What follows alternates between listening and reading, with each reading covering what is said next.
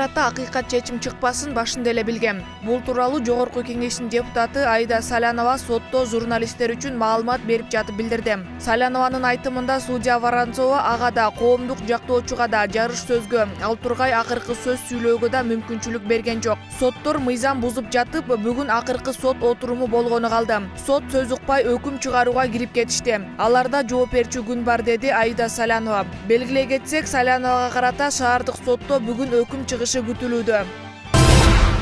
Экстремисттик иш-аракети боюнча издөөдө жүргөн чет элдик жаран кармалды. Бул тууралуу 7 февралда Улуттук коопсуздук мамлекеттик комитетинен билдиришти. Маалыматка ылайык, экстремисттик террордук уюмдарды колдоочуларын издөө жана кармоо боюнча өткөрүлүп жаткан контртеррористтик иш-чаралардын алкагында КМШ өлкөлөрүнүн биринде экстремисттик иш-аракеттери үчүн издөөдө жүрүп, Кыргыз өлкөсүнүн мамлекеттик чек арасын кесип өтүүгө аракет кылган 1978-жылы туулган чет элдик жаран кармалды.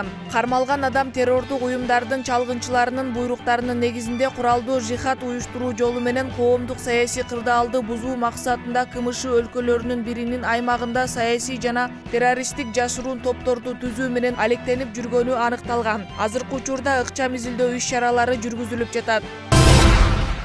Бишкек-Ош унаа жолуна коюлган чектөөлөр алынды. Бул тууралуу бүгүн Өзгөчө кырдаалдар министрлигинин маалымат кызматынан кабарлады. Унаа кырсыктарын алдын алуу жана болтурбоо максатында 6 февраль күнү саат 14:40 тартып Чүй облусунун Жайыл районундагы Сосновка постунда, ал эми Жалал Абад облусунун Токтогул районундагы Арал постуна саат 19:00 тартып оор жүк ташуучу унааларга убактылуу чектөө киргизилген. Чектөө бүгүн саат таңкы 7:00 убактылуу коюлган чектөө алынды.